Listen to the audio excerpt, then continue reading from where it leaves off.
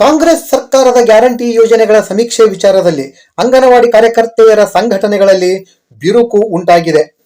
ಅಂಗನವಾಡಿ ಆಶಾ ಕಾರ್ಯಕರ್ತರಿಗಾಗಿ ನೀಡಿದ್ದ 6ನೇ ಗ್ಯಾರಂಟಿಯನ್ನು ಜಾರಿಗೆ ತರದೆ ಜಾರಿಗೊಂಡಿರುವ 5 ಗ್ಯಾರಂಟಿಗಳ ಸಮೀಕ್ಷೆಯನ್ನು ನಡೆಸುವುದಿಲ್ಲ ಎಂದು ಅಂಗನವಾಡಿ ನೌಕರರ 4 ಸಂಘಟನೆಗಳು 2024ರ ಫೆಬ್ರವರಿ 26ರಂದು ಸರ್ಕಾರಕ್ಕೆ ಜಂಟಿಯಾಗಿ ಲಿಖಿತ ಪತ್ರವನ್ನ ಕೊಟ್ಟಿದ್ವು.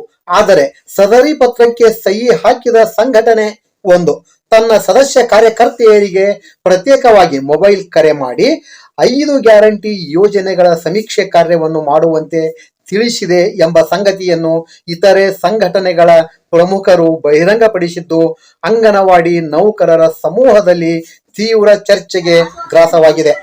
ಸ್ವತಂತ್ರ ಸಂಘಟನೆ ಒಂದು ಸಲ ನಿರ್ಧಾರ ತಗೊಂಡ ಮೇಲೆ ನಾವು ಕೊನೆಯವರೆಗೂ ಬದ್ಧವಾಗಿ ನಿಲ್ತೀವಿ. ಅದೇ ಥರ ಎಲ್ಲ ಸಂಘಟನೆಗಳು ಬದ್ಧವಾಗಿ ನಿಂತು ಬಿಟ್ರೆ ಸರ್ಕಾರ ನಮ್ಮ ಬಗ್ಗೆ ಗಮನ ಹರಿಸುತ್ತೆ, ನಾವು ಕೇಳೋ ಬೇಡಿಕೆಗಳನ್ನೆಲ್ಲ ಈಡೇರಿಸುತ್ತೆ. ಅಷ್ಟು ಜನ ಸಂಘಟನೆ ಪದಾಧಿಕಾರಿಗಳು ಹೋಗಿ ನೆನ್ನೆ ಲೆಟರ್ ಕೊಟ್ಟು ಬಂದಿದ್ದೀವಿ, ಅದಕ್ಕೆಲ್ಲರೂ ಬದ್ಧವಾಗಿದ್ದೀವಿ ಅಂತ ಹೇಳಿದೀವಿ. ಆದರೂ ಕೂಡ ಒಂದು ಸಂಘಟನೆ ಇವತ್ತು ಹಿಂಬಾಗಿಲಿನಿಂದ ಹೋಗಿ ನಾವು ಸರ್ವೆ ಮಾಡಿಸ್ತೀವಿ, ಸರ್ವೆ ಮಾಡ್ರಿ ಅಂತ ಎಲ್ಲ ಕಾರ್ಯಕರ್ತರಿಗೆ ಮೆಸೇಜ್ ಹಾಕಿಸ್ತಾ ಇದ್ದೀರಿ. ಇದು ಯಾವ ರೀತಿ ಸರಿ? ಇದು ಯಾವ ನೈತಿಕತೆ ಇಟ್ಕೊಂಡು ನೀವು ಮೆಸೇಜ್ ಹಾಕಿಸ್ತಾ ಇದ್ದೀರಿ? ನಿನ್ನೆ ಯಾಕೆ ಎಲ್ಲ ಒಟ್ಟಾಗಿ ಸೇರಿ ಲೆಟರ್ ಕೊಡೋಣ ಅಂತಂದೇಳಿ ಕೊಟ್ಟಿರೋದು? ಇದಕ್ಕೆ ನಾವು ಬರ್ತಿರ್ಲಿಲ್ಲ. ನೀವು ಕರೆದು ಎಲ್ಲ ಮೆಸೇಜ್ ಎಲ್ಲ ಮಾಡಿ ನಮಗೆಲ್ಲ ಮಾಹಿತಿ ಎಲ್ಲ ಕೇಳ್ಕೊಂಡು ಎಲ್ಲ ಒಟ್ಟಾಗಿ ಹೋಗಿ ಲೆಟರ್ ಕೊಡೋಣ, ಈ ಸರ್ವೆ ನಿಲ್ಸೋಣ ಅಂತ ಹೇಳಿ ಇವತ್ತು ಹಿಂಬಾಗಿಲಿನಿಂದ ಬಂದಿದ್ದೀರಲ್ಲ, ಇದು ನೀವು ಮಾಡ್ತಕ್ಕಂಥ ಒಂದು ದ್ರೋಹ ಅಂತಂದೇಳಿ ನಾನು ಖಂಡಿಸ್ತೀನಿ. ಯಾಕೆ ಅಂತ ಅಂದ್ರೆ ಅಂಗನವಾಡಿ ಕಾರ್ಯಕರ್ತರಿಗೆ ಒಳ್ಳೇದಾಗಬೇಕು ಅಂತಂದೇಳಿ ನಿಮ್ಮ ಮನಸ್ಸಲ್ಲಿದ್ದಿದ್ರೆ ಈ ರೀತಿ ನಿರ್ಧಾರ ತಗೊಳ್ತಿರ್ಲಿಲ್ಲ. ನಮ್ಮ ಕಾರ್ಯಕರ್ತರಿಗೆ ಒಳ್ಳೇದಾಗ್ಲಿ ಸರ್ಕಾರ ನಮ್ಮ ಬಗ್ಗೆ ಗಮನ ಹರಿಸ್ಲಿ ಅಂತಂದೇಳಿ ನಾವು ಲೆಟರ್ ಕೊಟ್ಟಿದ್ದು. 6ನೇ ಗ್ಯಾರಂಟಿ ಮಾಡ್ಲಿಕ್ಕೆ ಅವ್ರಿಗೇನು ಕಷ್ಟ ಆಗ್ತಿರ್ಲಿಲ್ಲ. 6ನೇ ಗ್ಯಾರಂಟಿ ಎಲ್ಲ ಮಾಡ್ಬೋಯಿತ್ತು ಎಲ್ಲ ಕಡೆಗೆ. ಹಾಗಾಗಿ ನಮ್ಮ ಸ್ವತಂತ್ರ ಸಂಘಟನೆಯಿಂದನ ನಾವು ನಿರ್ಧಾರ ತಗೊಳ್ತಿದ್ವಿ, ಯಾವುದೇ ಕಾರಣಕ್ಕೆ ಸರ್ವೆ ಮಾಡಲ್ಲ ಅಂತಂದೇಳಿ ನಾವೆಲ್ಲ ಕಡೆ ಮೆಸೇಜ್ ಬಿಟ್ಟಿದ್ವಿ. ಅದಕ್ಕೆ ಬದ್ಧವಾಗಿರ್ತೀವಿ. ನೀವು ಕೂಡ ಅದೇ ತರ ಬದ್ಧವಾಗಿ ನಿಂತ್ರೆ ನಾವು ನಿಮ್ ಜೊತೆ ಕೈ ಜೋಡಿಸ್ತೀವಿ. ಇನ್ಮೇಲೆ ಸ್ವತಂತ್ರ ಸಂಘಟನೆ ಸ್ವತಂತ್ರವಾಗಿರುತ್ತೆ, ಸ್ವತಂತ್ರವಾಗಿ ಮುಂದುವರ್ಕೊಂಡು ಹೋಗ್ತೀವಿ ಅಂತಂದೇಳಿ ನಾನು ಈ ಸಂದರ್ಭದಲ್ಲಿ ಹೇಳ್ತಾ ಇದ್ದೀನಿ.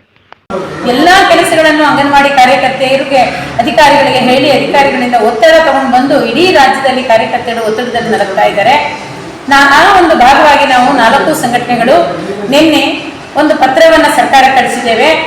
ಆದ್ರೆ ಒಂದು ಸಂಘಟನೆಯ ಕಾರ್ಯಕರ್ತರು ನಮಗೆ ಮಾಡಿ ಅಂತ ಹೇಳ್ತಿದ್ದಾರೆ ಅಂತ ಹೇಳಿ ಮಾಡ್ತಕ್ಕಂಥದ್ದು ಸರಿಯಾದಲ್ಲ ಅಂತ ಹೇಳಿ ಮುಖಾಂತರ ಹೇಳಕ್ ಇಷ್ಟಪಡ್ತೀನಿ. ನಾವು ಚಿತ್ರದುರ್ಗ ಜಿಲ್ಲೆಯಿಂದ ಮಾತಾಡ್ತಾ ಇರೋದು. ತಾಲೂಕು ಕಾರ್ಯದರ್ಶಿ ಗೀತಾಂಜಲಿ ಅಂತ ನಾನು ಮಾತಾಡ್ತಾ ಇರೋದು. ನೋಡ್ರಿ, ನಾವು ಸರ್ವೆ ಮಾಡಿಲ್ಲ. ನಮ್ಮ ಚಿತ್ರದುರ್ಗ ಜಿಲ್ಲೆನಲ್ಲಿ ಯಾರೂ ಸರ್ವೆ ಮಾಡಿಲ್ಲ. ನಾವೆಲ್ಲ ಮೀಟಿಂಗಲ್ಲಿದ್ದೀವಿ. ನಿನ್ನೆ ಇವತ್ತು ಎಲ್ಲ ಮೀಟಿಂಗ್ ನಡೀತಾ ಇದ್ದಾವೆ, MPR ಮೀಟಿಂಗುಗಳು. ಅದರಲ್ಲೆಲ್ಲ ಮನವಿಗಳು ಕೊಡ್ತಾ ಇದ್ದೀವಿ. ಸರ್ವೆ ಮಾಡೋದಕ್ಕೆ ಸುಮ್ಮನೆ ನಮಗೆ ಅವಕಾಶ ಸಿಕ್ಕಿಲ್ಲ, ನಾವು ಮಾಡಿಲ್ಲ.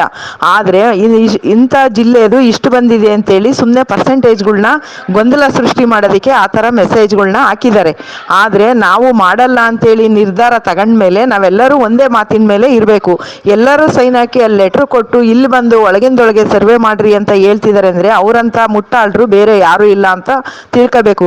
ಆ ಸರ್ವೆ ಮಾಡಲ್ಲ ಅಂತೇಳಿ ಅಲ್ಲಿ ಹೇಳಿದಾರಲ್ಲ, ಇಲ್ಲಿ ಬಂದು ಮಾಡ್ರಿ ಅಂತ ಹೇಳ್ತಿದಾರಲ್ಲ, ಆ ಯೋಗ್ಯತೆ ಇಲ್ಲದ ಮೇಲೆ ಲೀಡರ್ಶಿಪ್ ಯಾಕ್ರಿ ವಹಿಸ್ಕೋಬೇಕು?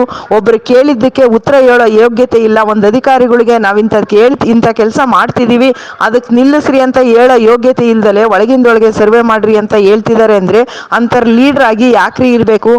ನಾವು ಅಂಗನವಾಡಿ ಕಾರ್ಯಕರ್ತೆಯರು ಸರ್ವೆ ಮಾಡೋದು, ಅದ್ರ ಕಷ್ಟ ಸುಖ ಏನು ಅಂತ ನಮಗೆ ಗೊತ್ತಿರುತ್ತೆ. ಹೊರಗಿನವರು ಲೀಡರ್ಶಿಪ್ ತಗೊಂಡಿರ್ತಾರಲ್ಲ ಅಂಥವ್ರಿಗೆ ಏನ್ರಿ ಗೊತ್ತಿರುತ್ತೆ ನಮ್ಮ ಕಷ್ಟ?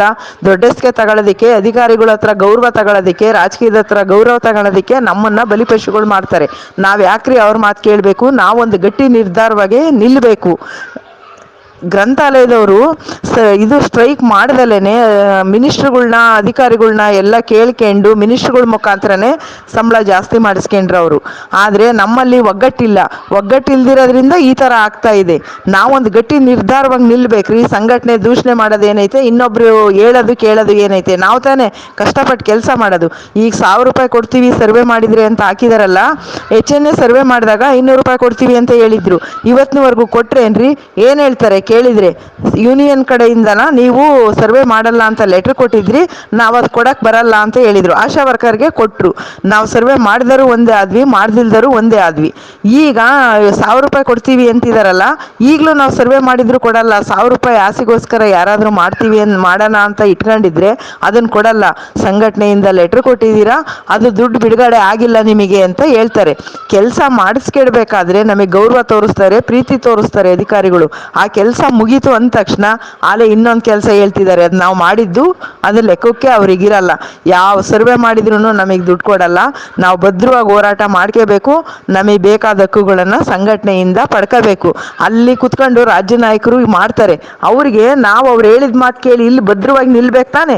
ಅಧಿಕಾರಿಗಳು ಕೇಳಿದರೆ ರಾಜ್ಯ ಕಮಿಟಿಯಿಂದ ಈ ಥರ ಲೆಟ್ರ್ ಕೊಟ್ಟಿದ್ದಾರೆ, ಈ ಥರ ಇದು ಮಾಡಿದ್ದಾರೆ, ಅಲ್ಲಿ ತೀರ್ಮಾನ ಆಗೋವರೆಗೂ ನಾವು ಮಾಡಲ್ಲ ಅಂತ ಹೇಳೋ ಯೋಗ್ಯತೆ ಇಲ್ಲ ಅಂದರೆ ಅಂಗನವಾಡಿ ಕಾರ್ಯಕರ್ತರ ಕೆಲಸ ಮಾಡೋಕ್ಕೂ ಅನಾಲಾಯಕ್ರಿ.